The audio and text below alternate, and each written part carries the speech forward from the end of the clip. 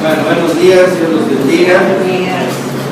Hoy vamos a estudiar algo muy interesante que el Señor me estuvo revelando sobre el velo del templo.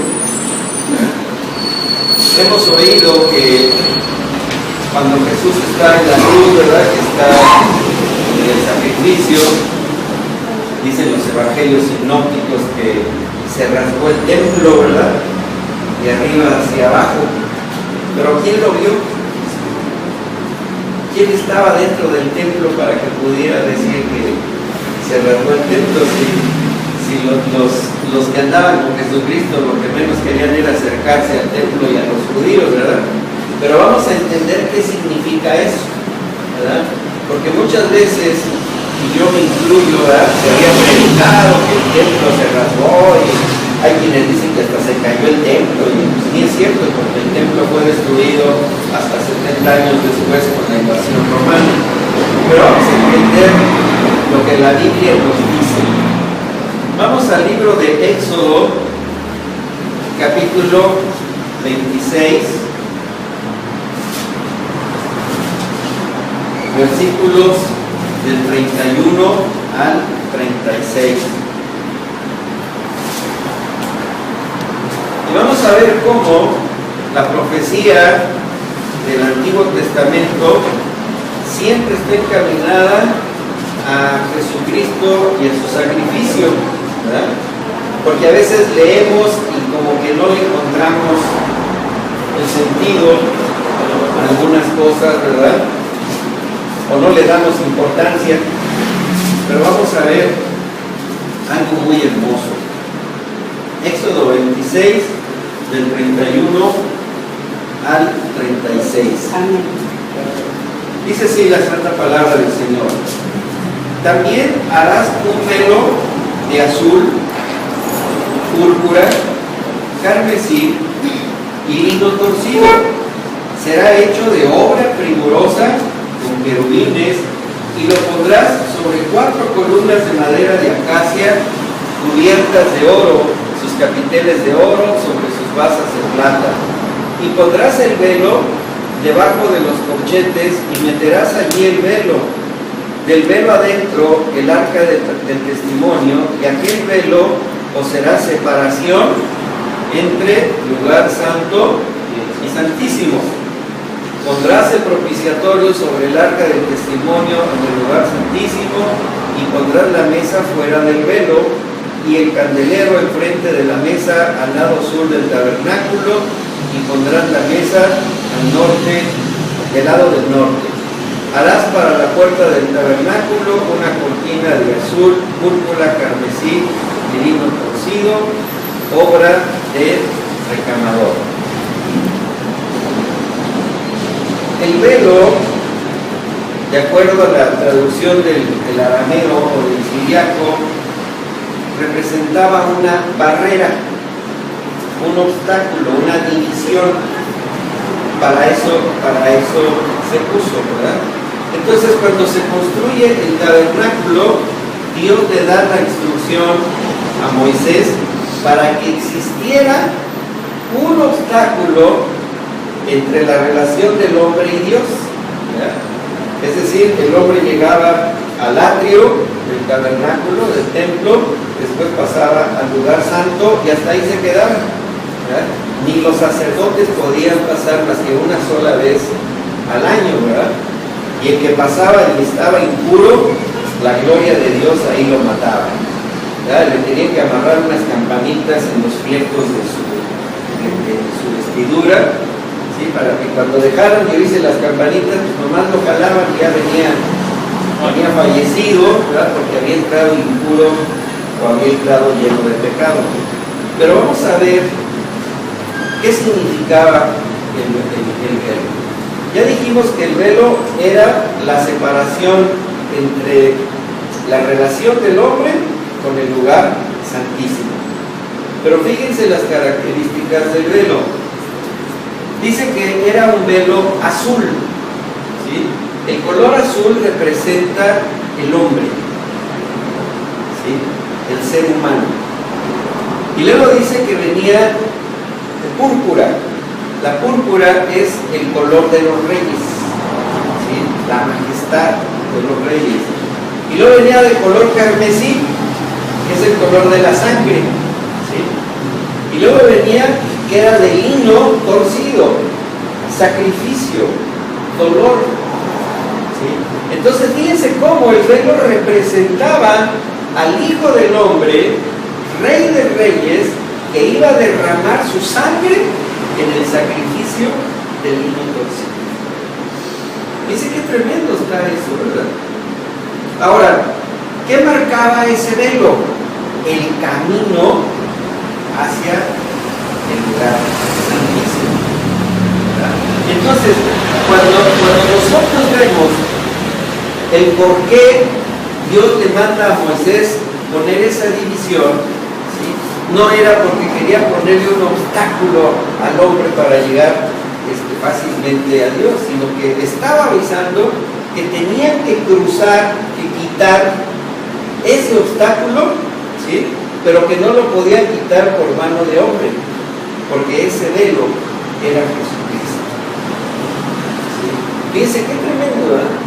El Hijo del Hombre, Rey de Reyes, que derrama su sangre en el sacrificio.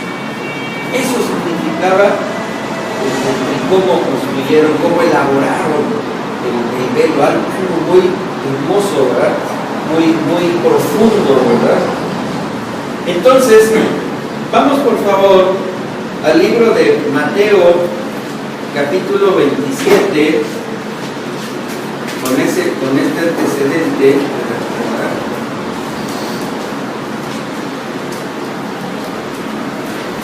Mateo 27, verso 51,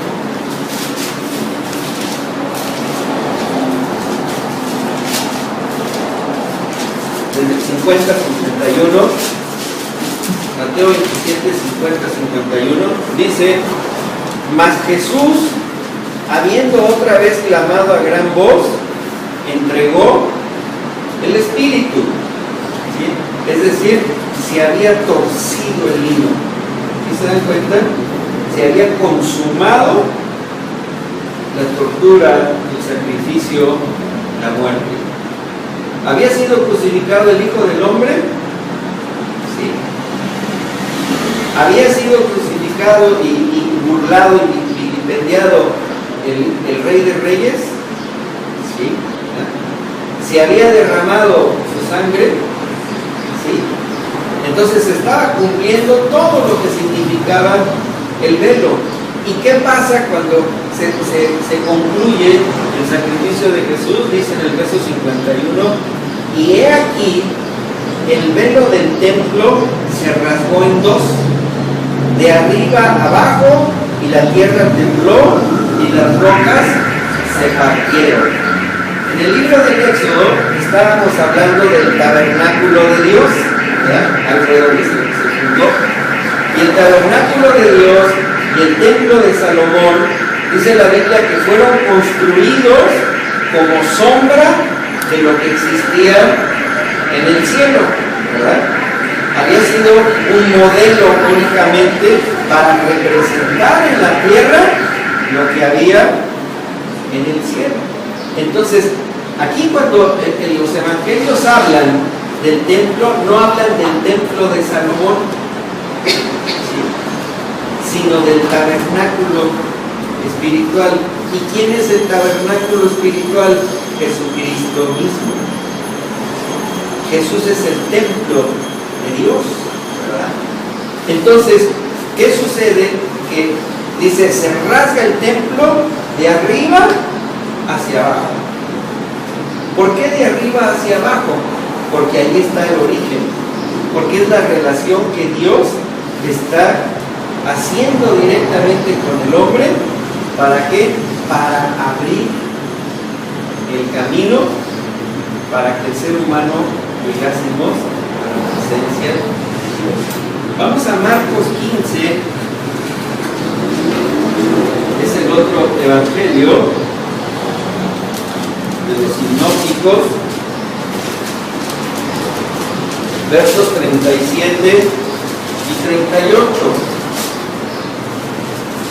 Dice: mas Jesús, dando una gran voz, expiró. Entonces el velo del templo se rasgó en dos, de arriba abajo. ¿Sí? Fíjense, entonces ya hay dos personas que recibieron la misma revelación. Ahora vamos a Lucas 23. Lucas 23, verso 45.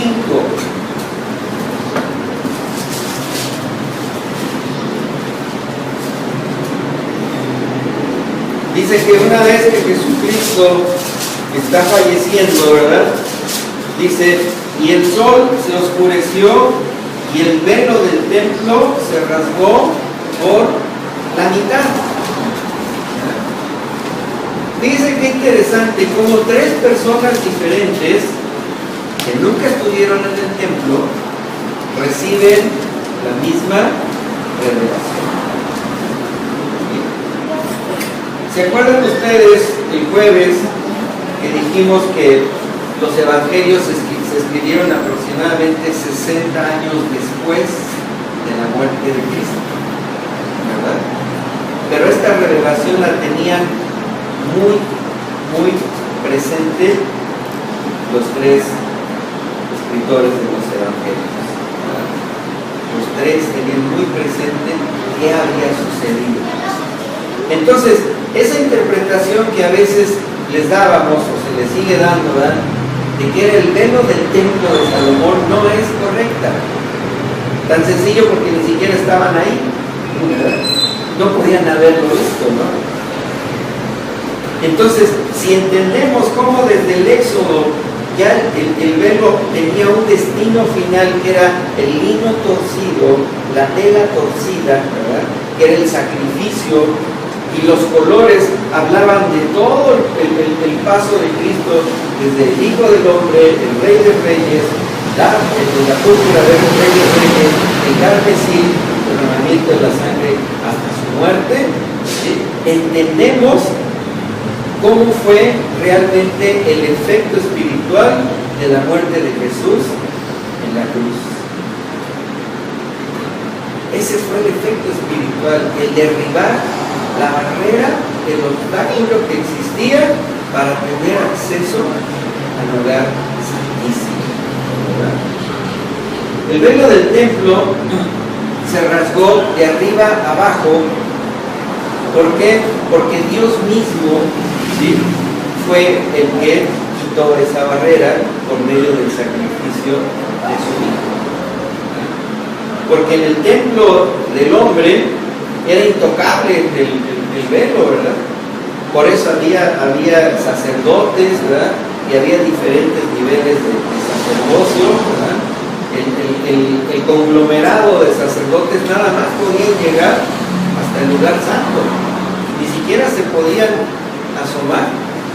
Y una vez al año se nombraba un sumo sacerdote, ¿verdad?, que yo creo que muchos no querían ni siquiera ser nombrados sumo sacerdote, ¿verdad? Si conocían su vida, decían: no, y cuando pase para allá ya no va a sonar la campanita, ¿verdad? Y dice la palabra en el libro de Hebreos, ¿verdad?, que por qué no pasaban los sacerdotes hacia adentro, porque tenían que estar ellos mismos ofreciendo sacrificios y holocaustos por sus propios pecados, ¿verdad? Entonces decían: si yo voy a santificar el pueblo, tengo que santificarme yo. Entonces, imagínense qué imagen daban los propios sacerdotes ante el pueblo, que tenían que estar lavando sus propios pecados para llegar, pero nada más, hasta el lugar santo. Por eso la gente decía: no, pues ni nos acercamos, ni ellos, ¿verdad?, pueden pasar. ¿Cómo vamos nosotros a acercarnos? Ahora, si leemos también durante todo el Antiguo Testamento cuál era el comportamiento del pueblo de Israel, ¿verdad?, pues cada que pasaba el tiempo, más alejados de Dios estaban, ¿verdad? Se volvían idólatras, idólatras, se olvidaban de Dios, practicaban un montón hasta de hechicerías y adoraban dioses, ¿verdad? Y Dios en su misericordia decía, si se volviesen de sus malos caminos, no me volveré con ustedes, ¿verdad? Si dejasen de hacer lo malo y aprendieran a hacer lo bueno, ¿verdad? Me voy a olvidar de sus pecados, de todos sus pecados y todas sus transgresiones, me voy a olvidar, ¿verdad? No los voy a tener siempre señalados. Pero ¿qué hacía el pueblo? Seguía en su necedad, en su necedad, en su necedad. ¿Por qué? Porque según ellos, al vivir bajo la ley, con los sacrificios que hacían, ya quedaba borrado su maldad o su pecado, pero los pasados. Y los futuros tienen que volver a hacer un sacrificio. Los mismos sacerdotes igual, ¿verdad? Hacían los sacrificios por sus pasados, pero por los pasados pecados, y por los nuevos tenían que esperarse otra vez otro año para volver a hacer esos sacrificios. Por eso estaba el velo, ¿verdad? Porque había una razón, la maldad del hombre, la necedad del hombre, ¿verdad? De seguir queriendo vivir como a él le gusta, como a él está acostumbrado, sin renunciar a lo que sabía que Dios no aceptaba. Por eso estaba ese velo. Pero en la profecía, ¿verdad?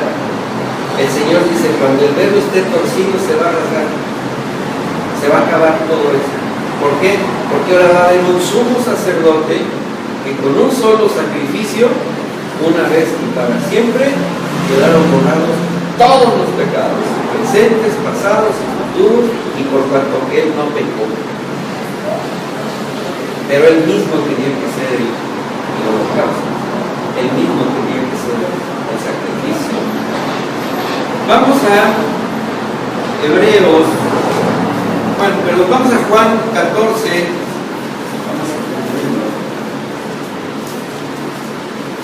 Juan 14, versículo 6. Y aquí vamos a entender un versículo que muchas veces hemos hablado y platicado. Juan 14, 6. ¿Sí? Dice, Jesús le dijo, yo soy, ¿qué? El camino, la verdad y la vida. Y nadie viene al Padre sino por mí. ¿Qué estaba diciendo Jesucristo? Yo soy el velo que tienes que cruzar para llegar al lugar santísimo. ¿Sí se fijan? Dice, yo soy el camino. ¿Y qué decíamos que marcaba ese velo? Pues el camino al lugar santísimo. Entonces, aquí entendemos que cuando Él dice, yo soy el camino, es porque tienes que pasar por Él. ¿Verdad? Pero ¿cómo ibas a pasar por Él si el velo estaba entero? Tenía que rasgarse ese velo. ¿Verdad? ¿Para qué? Para ahora sí pasar por ese camino y llegar al Padre. ¿Verdad? ¿Sí le está quedando claro? Sí. Fíjense qué hermoso, ¿eh? Jesucristo dice, yo soy el camino, nadie va a venir al Padre si no pasas por mí. ¿Por qué? Porque yo era el velo que Dios puso, pero que se va a abrir. ¿Para qué? Para que tengas libre acceso, ¿verdad? ¿Y cuántas veces hemos leído este versículo y no lo hilábamos, ¿verdad? ¿Por qué el camino? Entonces decían, porque pues es la doctrina, porque la fe, etc. Pero realmente Él estaba diciendo, yo soy el velo que se tiene que romper para que por ahí entres al lugar santísimo. Y no hay otro camino, ¿verdad? Cuando se construyó el tabernáculo, ¿verdad? En aquel tiempo era de telas, ¿verdad? De cortinas, estaba rodeado. Entonces no había modo de que dijeras, no, pues no entro por el lugar santo, sino hago un agujero por acá, o me brinco, no. Tenías que pasar forzosamente por ese caminito. Por eso es que Jesucristo dice, el único camino para llegar a Dios soy yo. ¿Por qué? Porque Él era el velo. Porque Él era la puerta. ¿Sí? Él dice, yo soy la puerta, ¿sí o no? Entonces, ¿cómo Jesucristo en muchas de sus parábolas y de sus enseñanzas nos mostraba que por Él tenemos que caminar para poder llegar al cielo? No es por nuestros esfuerzos, no es por nuestros méritos, no es por nuestras obras, sino es por nuestra fe en Cristo Jesús. Es romper ese velo para que nosotros podamos entrar por ahí, porque fue la decisión de Dios quitar ese obstáculo que había puesto, un obstáculo espiritual. ¿Sí? Ahora sí vamos a Hebreos capítulo 9.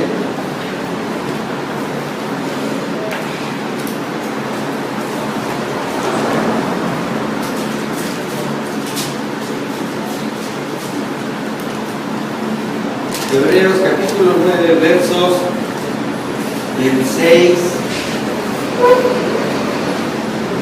al 9.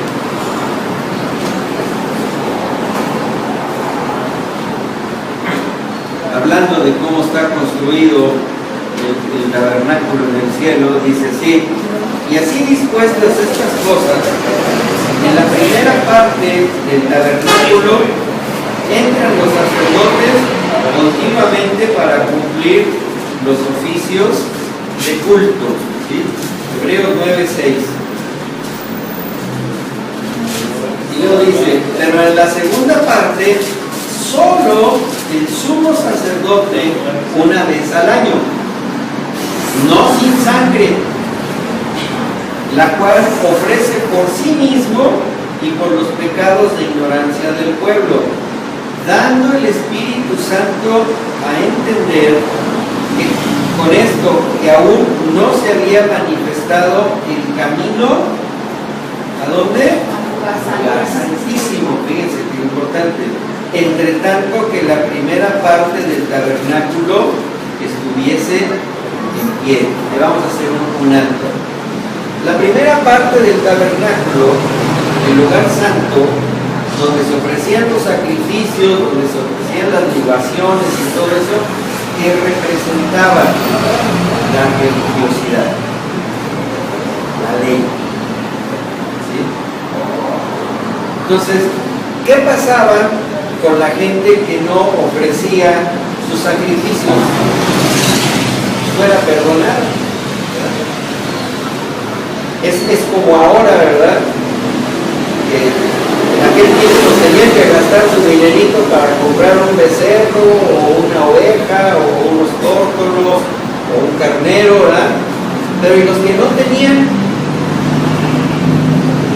pues no eran salvos según ellos, ¿verdad?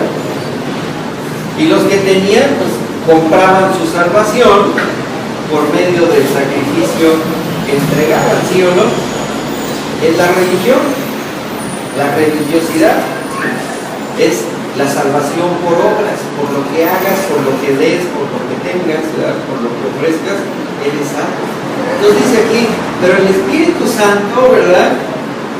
Dice, lo dio a entender. ¿Qué quiere decir esto? Lo reveló. Reveló que mientras no se quitara esa religiosidad, no podían entrar al lugar santísimo. ¿Sí? El obstáculo más grande para que el hombre tenga una relación con Dios es la religión. Es la religión. ¿Por qué? Porque cree que por lo que él haga, Dios lo va a recibir. ¿Sí? Entonces, la religión que representa las obras, el hagas o no hagas. ¿Sí? Entonces el Espíritu Santo le revela, dice, es que eso ya no funciona. ¿Por qué? Porque la ley se cumplió Jesucristo. Ahora tienes que creer que por medio de Jesucristo puedes llegar al Padre. Ya no tienes que hacer sacrificios, ya no tienes que hacer holocaustos. ¿Por qué? Porque ya fue hecho una sola vez y para siempre, y fue el perfecto, que fue el velo de Jesús. Es muy interesante y es muy hermoso entender esto, ¿verdad? Y luego fíjense, dice, bueno, dando el Espíritu Santo a entender con esto que aún no se había manifestado el camino. ¿Y qué decía Jesucristo hace rato? Yo soy, ¿quién? El camino. No las obras, no los sacrificios, no la religión, yo. Dice, pero tiene que manifestarse. ¿Cuándo? En la muerte en la cruz. Dice, entre tanto que la primera parte del tabernáculo estuviese bien.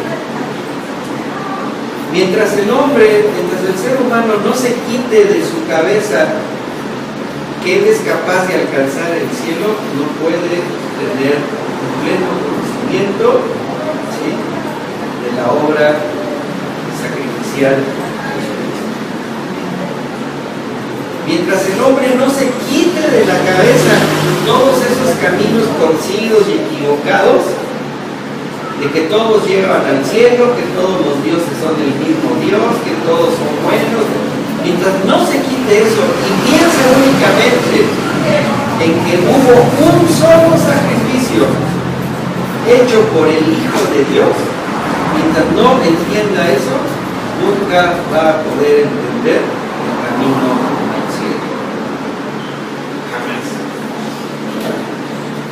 Por eso dice que esto va a ser imposible mientras la primera parte, la religiosidad, siga en pie. Entonces eso se tiene que destruir en la mente del ser humano. Dice, lo cual es símbolo para el tiempo presente. ¿Seguimos igual, sí o no? Igualitos, ¿verdad? Acabo de ver un programa de la iglesia esta de los brasileños, ¿verdad?, donde andan paseando que el arca de la alianza,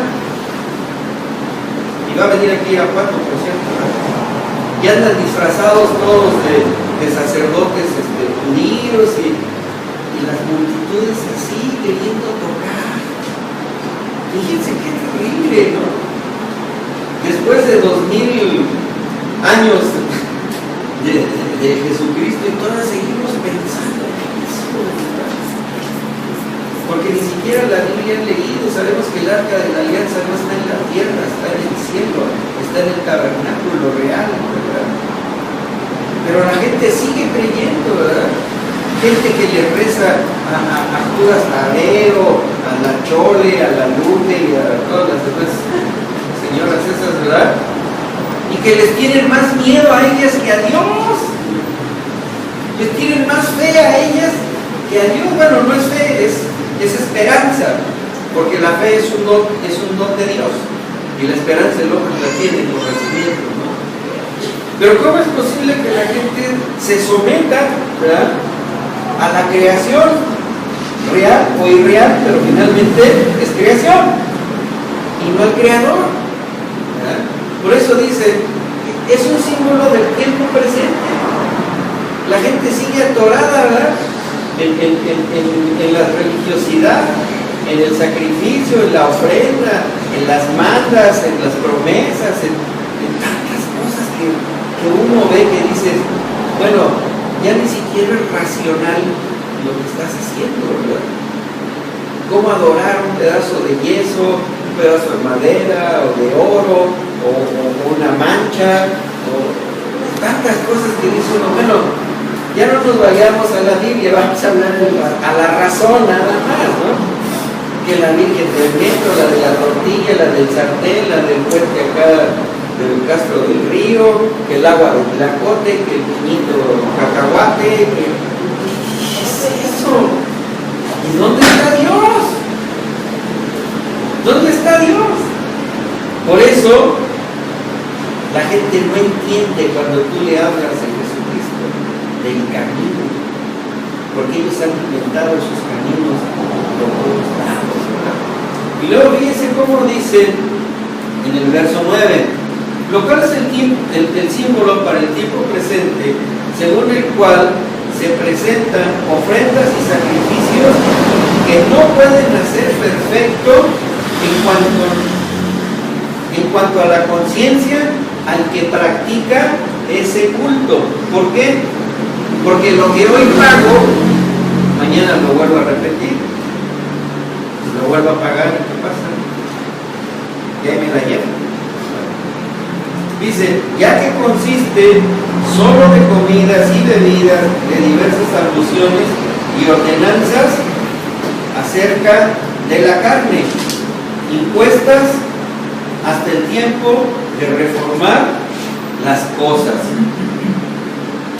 Fíjense qué tremendo que no podamos entender que nosotros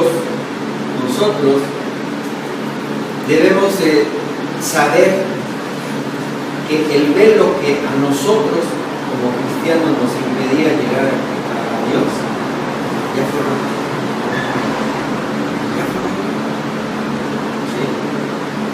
Ya no tenemos que pensar en hacer o no hacer. El camino está abierto. ¿Por qué? Porque Jesús es el camino. Él abrió el camino, ¿verdad? Ya nosotros podemos decir, ya salí de esta parte y ahora puedo entrar a la gloria de Dios. Y yo ya no voy a morir. ¿Por qué? Porque ya hubo alguien que murió por mí. Y se llama Jesús. Es que yo fui el más ruin, el más malo y más sádico, y fui violador y descuartizador.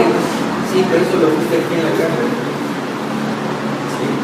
Pero si tú te arrepientes, Dios te va a recibir. Vas a pagar tus culpas aquí en la tierra, pero en el cielo alguien ya pagó por ti. Porque muchas veces nos hacemos nosotros jueces más estrictos que Dios.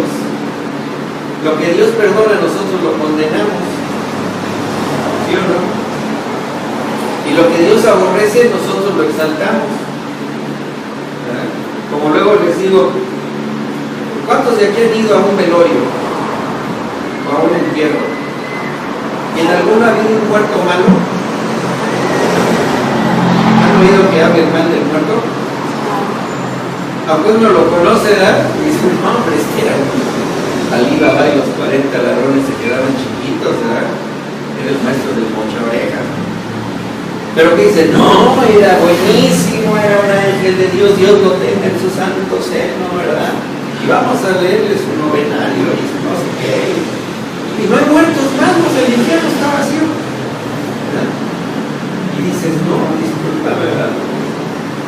Así sea mi familiar, mi papá, mi mamá, mi esposa, mis hijos. Si sabes cómo se porta, dices, bueno, el juicio no es mío. A mí cuando luego me preguntan algunos familiares, ay, tú como pastor, ¿tú crees que fulanito, yo voy a perdonar? No sé. No sé. Yo no sé, o sea, yo no puedo decir, no, pues está refundido en el infierno por malo, no, tampoco lo sea. Pero muchas veces nosotros juzgamos a la gente y la condenamos, ¿verdad? ¿Por qué? Porque en nuestro pensamiento vemos la maldad del hombre y nos olvidamos de la gracia de Dios. Nos olvidamos del amor, del perdón, del sacrificio. Y no sabemos qué trato tuvo Dios realmente con esa persona, ¿verdad? No lo sabemos. Ni tampoco podemos decir, no, pues así como se arrepintió de última hora, Dios lo perdonó. Tampoco lo sabemos. Porque pudo haber sido por miedo, por hipocresía, por lo que quieras, ¿verdad? Pero no de corazón.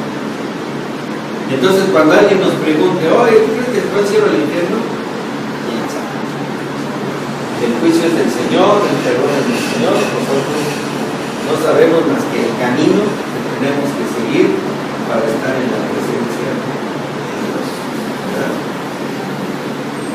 Hebreos 10, verso 19 y 20.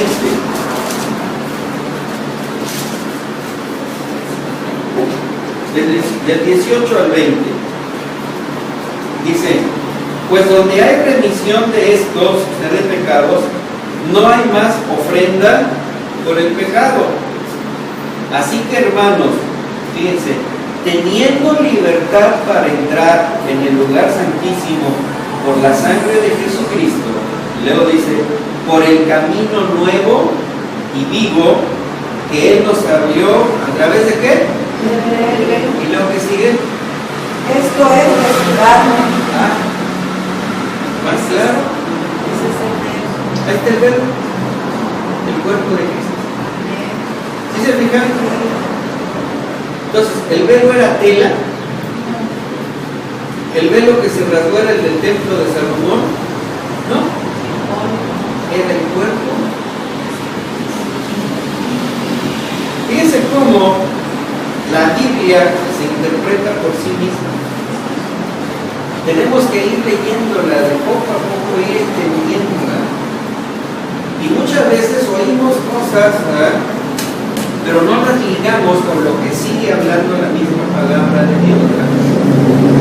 Yo muchas veces tuve esa inquietud. Yo decía, pero a ver, ¿y cómo le hicieron para saber que el velo se rasgó si no estaban ahí, andaban escondidos, ¿verdad? ¿Cómo le hicieron para ver el velo, no? Y me quedaba yo con esa duda. ¿Y por qué esto? ¿Y por qué? Y empecé otra vez a reestudiar el Dios, y me encontré este versículo. Dije, pues ahí está. No se habla del velo del templo hecho por mano de hombre, se habla por el velo espiritual, que es Jesucristo. Y entonces fue cuando me fui a Éxodo y vi que cada característica del velo representaba a Jesucristo.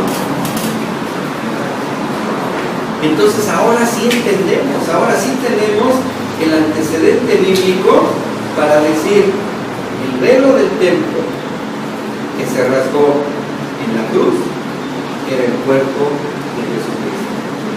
Y al rasgarse ese velo se abre un camino nuevo y vivo, que es Jesús. Por eso Jesús antes de la cruz dijo: yo soy el camino. Nadie va a llegar al lugar santísimo si no es. ¿Qué les parece? Bien interesante, bien hermoso, ¿verdad? Partiendo desde el libro de Éxodo, ¿verdad?, hasta la carta a los judíos, a los hebreos, donde les dice: no se equivoquen. El velo que se rasgó fue la carne de Jesús. El lino que se torció fue el cuerpo de Jesucristo. Y eso nos lleva a tener la seguridad que por ese camino vamos a estar en la presencia del Padre. ¿Sí? Dice en el verso 21 y 22: y teniendo un gran sacerdote sobre la casa de Dios, acerquémonos con corazón, ¿cómo? Sincero. Número 2, en plena certidumbre de fe, purificados los corazones de mala conciencia y lavados los cuerpos con agua pura. ¿Qué nos dice ahí? Que debemos entender y tener plena certidumbre, certeza, convencimiento de fe de que estaremos presentes frente al trono de gracia. Porque Cristo es el nuevo camino vivo por el cual podemos nosotros llegar a la presencia de Dios. Esto es muy importante porque dice la palabra que todo aquel que cree que Jesucristo es el Hijo de Dios ¿Qué? O dice que hagas o no hagas para ser salvo. Dice creer. Creer. Entender que el velo que nos impedía llegar a Dios, ese lugar de religiosidad donde nos imponían prohibiciones, nos imponían condenaciones, el juicio quedó eliminado. Porque Cristo dijo, todo aquel que cree en mí será salvo. ¿Sí? Pero tenía que rasgarse ese velo. Yo soy el velo. Yo soy el sacrificio. Yo soy el camino nuevo y vivo para entrar a la presencia del Padre. Es algo que debemos de tener nosotros siempre presentes. No importa lo que hagas, no importa lo que pienses, no importa lo que la gente opine, es lo que Dios ya hizo. El cuerpo de Jesús torció el himno, derramó su sangre, ¿sí? Y el Hijo del Hombre, Rey de Reyes, rasgó el velo para entrar en la presencia de Dios. Señor, te damos gracias, Padre, por este mensaje, este estudio. Y Padre, muchas gracias, Padre, porque sabemos que tu palabra cada día nos revela grandes y hermosas cosas. Gracias, Padre, porque cuando tú nos muestras los misterios del cielo, somos capacitados para hablar cada día más de ti y de tu reino. Enséñanos a amarte cada día más y más, como tú nos amas, Padre. Que no seamos nosotros quienes nos limitemos o nos juzguemos o nos condenemos, porque tú viniste a darnos libertad, tú viniste a mostrarnos el camino, y por ti, Señor, por tu sacrificio eterno, hemos sido perdonados. La maldad, la impureza, el pecado, fueron lavados por tu sangre en esa cruz. Dice tu palabra que nunca, Señor, traerás al presente nuestras maldades, porque tú las olvidarás y las desecharás. Sabiendo, Padre, que en ese sacrificio hemos sido perfeccionados. Ya no somos pecadores, sino somos santos. Ya no somos imperfectos, sino somos perfectos en el Espíritu. Ya no somos extranjeros, sino ahora somos, Señor, miembros del reino de Dios. Padre, gracias por tan grande amor, gracias, Señor, por tan grande misericordia, y enséñanos